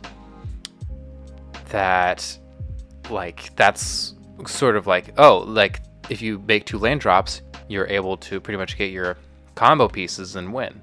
And so this card has a lot of flexibility within the commander format. And then it also has a whole lot of flexibility outside of that, like especially in modern, as I don't play other formats, but as I'm given to understand, it also has some legs in like 4-color elementals decks and like maybe even prime time decks. And so for that reason, there was like one day where it spiked from like $13 to like $30 to $40 ish. And that was like not too long ago at time of recording. And so like my friend Park and I bought ours like literally just like a few days ago, and then it spiked to like $40. And who knows what the price of this card is going to be in the future. We have no way of knowing. I'm kind of curious. Guy, how do you feel about this card? Fucking terrible. Just because like it is a good card, and like I was like I should pick one up just because it does feel like it'll be relevant. But yeah. As we know, you're like I can wait a month. Like, who's gonna care? Like, it's gonna be like every other like pre-release where like, oh, there's pre-release hype. I can wait a month. The card price is gonna go down a few dollars, and I'll buy it then. Right? Wrong. Yeah, this is one of those times where I'm like, I was the fool. I do like buying cards pretty much as they come out because I am a impatient bitch who will say, "Yep, give them to me right now." But I was like, no, wait, we can do this. We just spent a ton of money on that Secret Lair deck, which we'll talk about. But I can wait. I can wait. Yeah. I'm also just realizing the rest of the cards in this set that we want to talk about. Can I talk about the next 2 so you can talk about the very last one? Because I feel like these next 2 are highly pertinent to me. Yeah, that's fine. Like, I don't care about these next 2 that much. Okay, so for context, these next 2 cards do not matter in Commander. They literally only matter to me. I am part of the co-host, so I get to choose about the cards we talk about. So I'm talking about these cards. Fuck you. Alright, this is Calamax, Guided by Fate. It is 1 green and a white for legendary enchantment creature, human druid, with 2/2. In Constellation, whenever it or another enchantment enters the battlefield under your control, put a +1/+1 counter on target creature. So it's kind of like an enchantress, but instead of drawing cards, you're putting +1/+1 counters on your target creature, which is arguably much worse. So it's like, whatever. And then it says, whenever Calamax or an enchanted creature you control deals combat damage to a player, you may create a token that's a copy of a non-legendary enchantment you control. Do this only once each turn. So, for those who don't know, I love enchantments, which Calamax is. I also have a Sigarda Host of Herons deck, which is an Enchantress Voltron deck. And that deck list is getting very tight. And it's getting to the point where like it's really hard to add cards to the deck. I decided to buy Calamax because it was only like $4, and it's like, that's so little money, I might as well buy it. I might as well just like test it out. I don't think it's going to make the cut, but the idea of playing like a 3-mana enchantment, super efficient rate, with the potential to like buff my Voltron commander with the +1/+1 counters, and then also the potential of doubling up certain, not even just auras, but just even certain enchantments once I'm swinging out every single turn. Like, the potential is pretty strong. So for that reason, like, I bought this card, it's $4, whatever, like, I'll try it out. I don't think it's going to make the cut, but I'm going to have fun trying it out. This next card is Spark Rupture. It is 2 and a white for an enchantment. Again, I love enchantments. I'm a sucker for them. So, when it enters the battlefield, draw a card. I already love it because it's 3 mana, draw a card. I love that. And then it says, each planeswalker with 1 or more loyalty counters on it loses all abilities and is a creature with power and toughness, each equal to the number of loyalty counters on it. So, it basically turns like all planeswalkers on the field into basic ass creatures. So like, say you play like, I don't know, a planeswalker that has 5 loyalty. Well, now it's a 5/5 with like no abilities. It's useless.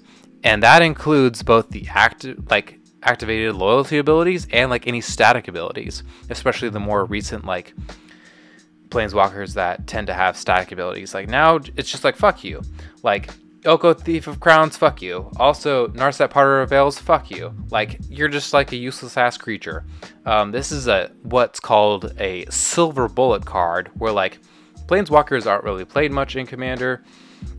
They're much more relevant in other formats due to power level reasons, but just the fact that this card exists, and I can potentially say like, oh, Ugin the Spirit Dragon hard fucks my deck. I play Spark Rupture. Like, now your Ugin can't board wipe my like Sigarda deck. Love it. Yeah, I feel like we each sometimes talk about a card that's like super specific to our decks and our needs. This one does feel like it's okay, and I think it's very meta dependent on. Oh yeah. You know, if you do have a player who's playing a lot of Planeswalkers or like Super Friends, yeah, this is a good card of like having answers now for Planeswalkers, because creatures are a lot easier to get rid of. Yeah, but I don't think it's like a card that will see play otherwise. No. This is, like, in the broad scope of things, a terrible card. Do not play this. This is the definition of a silver bullet card, where like, do not play this in an average deck. Like, I only care about this because I constantly had to play against Park, and I constantly had to play against his like colorless deck, which he has recently made, like Urza's Battlethopter.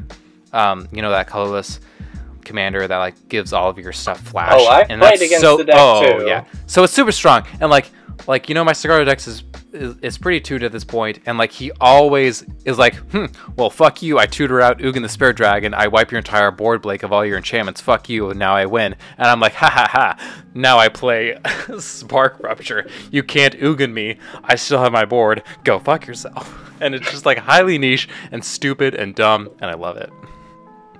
Yeah, go and talk about the next card. I'm having too much fun. Alright, so this one I'm a little more excited for. I'm just kind of trying to figure out where it goes in my deck personally. So it's Reckless Handling. It's a 1 and a red sorcery. Search your library for an artifact card. Reveal it, put it into your hand, shuffle, then discard a card at random. If an artifact card was discarded this way, Reckless Handling deals 2 damage to each opponent. Now, this is very close to Gamble, but yes, it is 1 more, and it does have the restriction of finding an artifact. However, Red has very, very few tutors, and I'm actually more high on this card than I thought I was going to be, because early game for me, it's like, okay, find Soul Ring or Jeweled Lotus. If I don't happen to find that, then it deals 2 damage to each of my opponents, which is already something I want to do. Late game, go find Canoptech Scarab Swarm. This will create me a bunch of tokens I can play. And it's, I mean, still costing 1 more than Gamble. It's a pretty cheap card to go find something. Like, it's, I think it's pretty good, in my opinion. Just for being, like, more niche than Gamble. Yeah. Beggars can't be choosers in Red. Yeah. Because, I mean, that's kind of the truth. Where, like basically the best Red tutor in a vacuum is Gamble. And then the next one is, like, what? Like, it's not even clear. I don't even know. It's not even clear because there are so few Red tutors. Like you said, where honestly, Reckless Handling is, like, kind of close behind it, where, like, yeah, it's 1 mana less. It's more restrictive because it limits you to searching an artifact instead of any card. And, like, you still have to discard a card, but just, like, you know, a lot of, especially, like, low-colored decks with Red, oftentimes they rely on artifacts. Whether you're an artifact-based ramp deck, which, like, is a lot of decks in Commander in general, like, very worst, like, oh, 2 mana, search up, like, a mana rock, like, play that. But, like, I feel like most of the time is you're going to be, like, playing 2 mana, get my utility artifact that is going to catapult me ahead of the game in the next few turns, if not get a combo piece that wins me the game. Like, that's also the other high end ceiling of this card, is like it could potentially give you an artifact that's a combo piece that just wins you the game, right? I feel like this is a card people aren't talking as much about as they probably should, just given the fact that red doesn't have that many tutors. Yeah, pretty good. Like, I bought one. I did too. It's like 20 cents. It's like 20 cents. And like, I don't feel like I'm crazy. I'm like, this is a good card. Like, why are not more people buying this? Or is it just the fact that this is highly affordable? Yeah. I mean, it isn't uncommon, so I'm sure, like, you know, you buy 2 or 3 packs, you'll open one pretty easily. Still a good card. I mean, that's a side conversation as to, like, the question of how many of this product is going to be cracked, because it's like a 50 card set. I'm not going to get into there. We should move on. Yep. The last card worth noting is Training Grounds, which is a reprint. However, it is a pretty spicy reprint. We don't often see these in any kind of premier sets, and especially not ones that are worth quite a bit of money. So this is an enchantment that makes activated abilities of creatures you control cost 2 less to activate. This can't reduce the mana to cost less than 1 mana. Pretty good, and I think, yeah, nice to have. It's set on Eldraine now. Costs 1 blue, so it's a pretty good thing. I'm very happy with this reprint, because for a majority of Commander history, like, there's only been one printing, which is the original printing in Rise of the Eldrazi, and like for so long it was like $30, $40, $50 depending, like, especially if you got it in foil. And like, then it hasn't been until, like, I'd say within the last like year or two where like we've just been hammered with a ton of reprints, like from the list, from like the Judge promo cards, and then especially like with March of the Machine Aftermath, where we got like about 1, 2, 3, 4, 5 printings of this card, where like it's finally now where like certain printings of this card are finally like about $7, which to some people is still a lot of money, but like compared to like the $30, $40, $50 it was at, it's like finally this is like affordable. Like, pick this card up now. Like, WotC might keep reprinting this, but like I wouldn't bet on it. Yeah, I mean, premier sets, the ones that get reprinted the most, or just get printed the most in general. So there will be certainly a larger flux of these cards coming into the market. Okay, so now we have MTG Minneapolis, which, very similar to MagicCon Philly, there was quite a bit spoiled. We're going to talk more about that for this, because a lot of this stuff is teasing for the future. So we got previews for Doctor Who, Commander Masters, Eldraine, Wilds of Eldraine is what it's called, and more on the Lord of the Rings set. So first we got Doctor Who Commander decks. We got 4 decks that will release in October 2023. This is similar to the Warhammer 40k decks, where we will get all reprints. All cards are themed Doctor Who. Any reprints will be themed around Doctor Who. There are 50 new cards per deck. 3 of the decks revolve around doctors and different phases of the Doctor Who show. One of them revolves around villains. And then they will introduce more plane chase cards that can go into plane chase decks. Personally, I have no idea about anything Doctor Who related. Do you, Blake? No. Again, if like you love Doctor Who, you might be interested in buying these cards. Otherwise, if like you're more of a devoted Commander player who doesn't know anything about Doctor Who, you're just like, meh. Another Universes Beyond, whatever. I'll move on with my life. Yep. And so we're going to move on to Wilds of Eldraine. So we got a few details, no new cards revealed. We got details that Will and Rowan are now disparked. They are also kind of at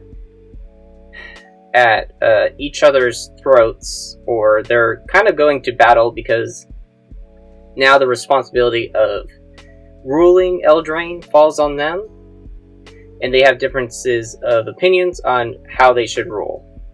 The main villain of the set is Ashiok, who is here but not disparked, and they are kind of manipulating what is going on around Eldraine. We do know that we are going to get a Sire Ginger card, who is from the original trailer for Throne of Eldraine, where we see her as the cookie that loses her husband, basically, to Garrett. Yeah. Mm-hmm. So that's cute. And probably the biggest news is that we learned that in the set boosters, we will be able to get now the Universes Within. So these will be Eldraine themed cards of the Walking Dead cards that came out in the Secret Lair a few years ago. So that's pretty big. Any thoughts? Yeah, I just know a number of people who are super excited about like Rick's Steadfast Leader to stop, have the option to be a non-Walking Dead IP image and just like put it in their Winota decks. Yep. And just play Winota without any Universes Beyond cards. That's what I'll say. I feel like, because I know the card is pretty relevant in multiple formats, including Legacy, because humans, and he is like the human card, human tribal card, I guess. So I feel like, unless if you like Walking Dead, this Universes Within card is going to be significantly more popular. Yep. Alright, so then we have Commander Masters. So what is this? It is a Modern Masters-like set that will be introducing reprints for the Commander format specifically. We've seen a few reprints so far, like the Ur-Dragon, Jeweled Lotus, Selvala Heart of the Wilds. There's a few cards, they haven't released too much yet. But in addition, they will also have Commander Masters Precons, which is the first time in a supplemental set that they are doing this kind of thing. And so this will be 4 new decks that are each based around a different theme. So we got Eldrazi, Slivers, Planeswalkers, and Enchantress. Hey. And I feel like this is probably the most diverse and very unique set of Commander decks we've seen in a while. I mean, you got Slivers and Eldrazi, which is like Wooburg and colorless. That's kind of crazy.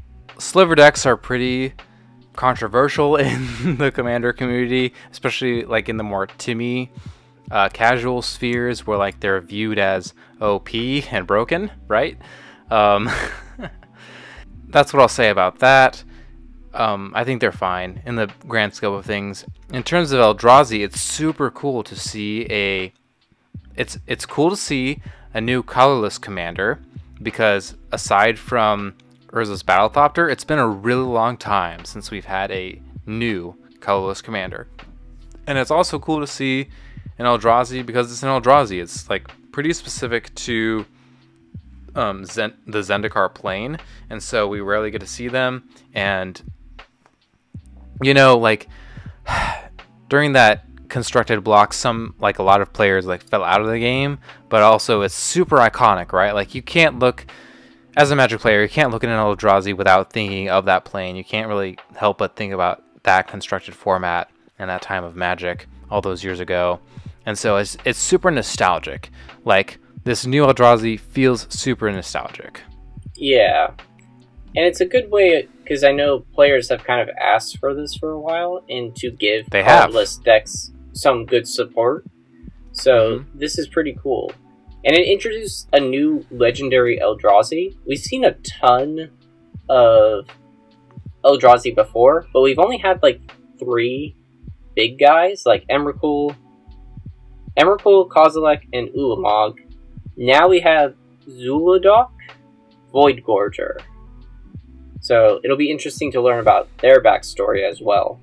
It's also nice to have like a new Enchantress deck within the Abzan color identity, because like Enchantress Commander players have been asking like, oh, can we get this art, like the Enchantress archetype in this color identity? Can we get it in this color identity? Can we get it in this color identity?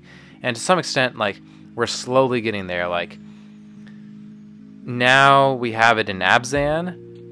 Like, up until now, like arguably, like, people have been playing like Geth Guru of Spores, because like that ran some enchantments, and like players just kind of leaned into it and played a whole bunch of Enchantress, but like it didn't quite feel right. And now we have this. You know, some of those players feel like, oh, that meets their desire. Some of those players feel like this new Abzan Enchantress Commander doesn't. It's up to you. And ultimately, this is Commander. You can do whatever you want. If this one tickles your fancy, play it. If this one doesn't tickle your fancy, keep trying to brew, be experimental, go with what you keep pursuing to works for you. Yep. Yep, that's what I got to say. So last thing is then the Lord of the Rings. We got a few more previews, but one of the big things that we got was also how the ring temps works. So this is like an emblem that you get when a card says the ring tempts you. And basically, once that happens, you get the ring. And your ring bearer, so as the ring tempts you, you get an emblem named the ring. If you don't have one, then your emblem gains its next ability, and you choose a creature and controller to become your ring bearer. The ring can tempt you even if you don't control a creature. The ring gains its abilities in order from top to bottom. Once it gains an ability, it has that ability for the rest of the game. Each time the ring tempts you, you must choose a creature if you control one.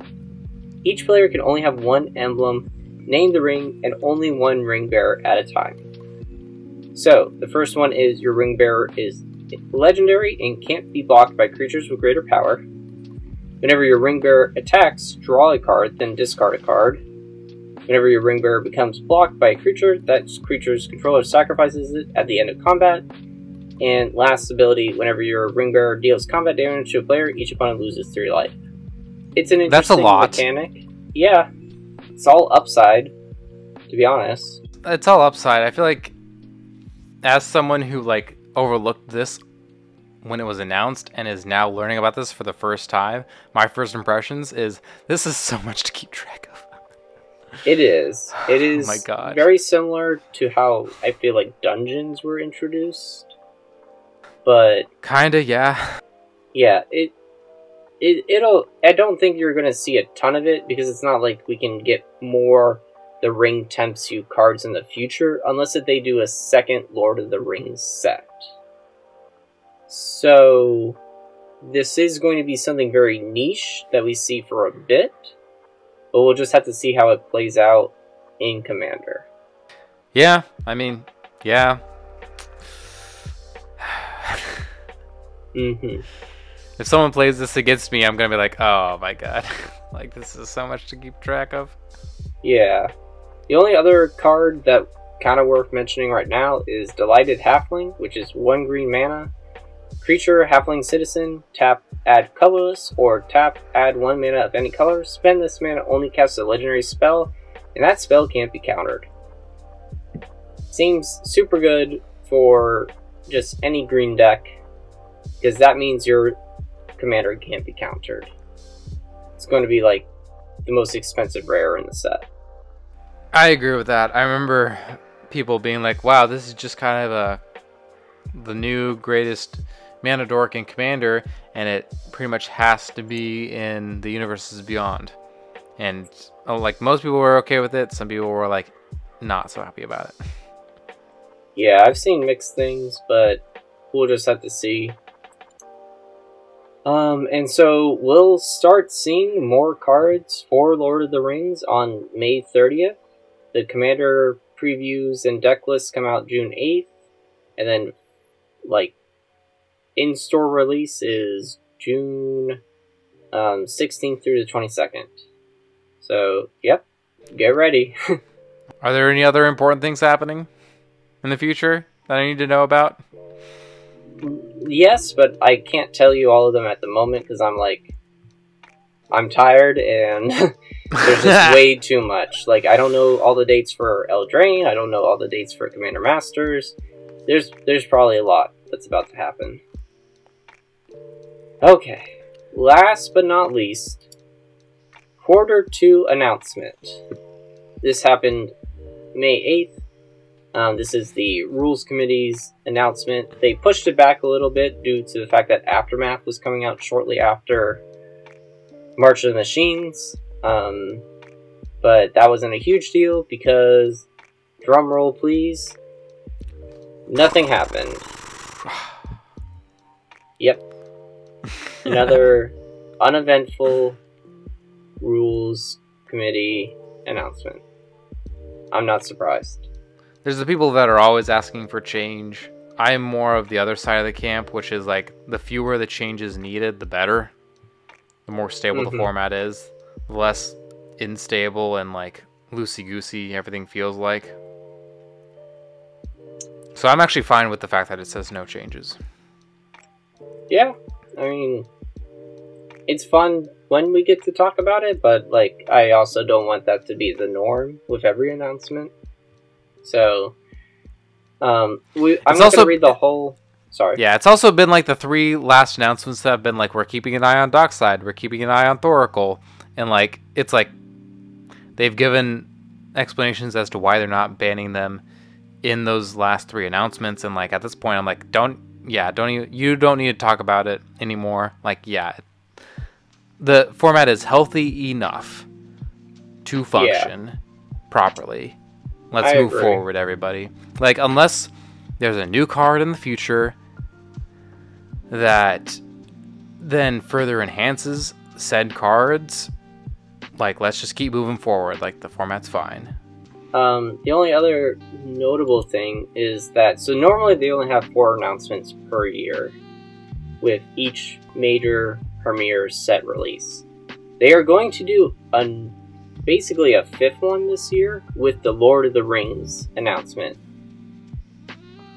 This isn't like, I don't expect anything to happen within like the next month and a half where they would feel the need to like change anything that's being changed from now, unless if something pops up, but very unlikely. But it's cool that I guess they will have a second announcement or a third announcement or 5 announcements this year. I don't know. That's all I have to say. So we're at the end of the episode. Blake, do you have any closing thoughts that you want to give? Well, that was a whole lot of things that happened over the last, 3 months. It's been a wild ride.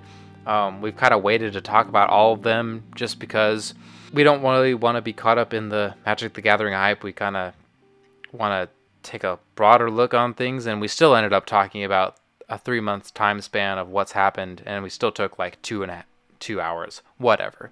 I still had fun. Overall, I think the format is still healthy, which is the big point of this episode.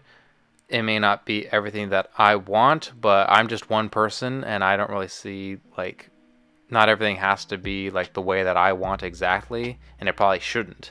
I feel like the format's probably better if, the format doesn't try to accommodate to, all my super niche specific things that I want, and tries to bring more players into the game, tries to be inclusive and healthy.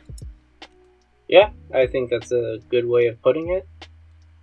I don't think I have much else to say. I am excited to see how battles play out. I'm excited that once I get to go to a Command Fest, that I can maybe see some of these battles play out. Yeah, because you haven't been to Command Fest yet, have you? No, I have not. I have not had the opportunity because there hasn't been one close enough to me. So I'm very grateful for the opportunity that they are hosting one close by. Yeah. And I am excited to hopefully get to play a lot of Commander. Yeah, we can talk more, but I highly recommend, I don't know, maybe you try to go with Alex if Alex still plays. And I don't know, it's just more fun with friends. I don't know. That's my experience. Yeah. That's what I'm definitely going to try and do. Mm-hmm. Sweet. All right. All right. So we are the Wizard Staff Podcast. You can listen to us on iTunes, Stitcher, Spotify, YouTube, and anywhere else you listen to your podcasts. Make sure to leave a like and review. You can follow us on Facebook, Instagram, and Twitter at WizardStaff101. Send us an email at thewizardstaff101@gmail.com if you want to bitch and complain about how stupid we are. We thank you very much for listening, and we hope you have a great night. Peace. Peace.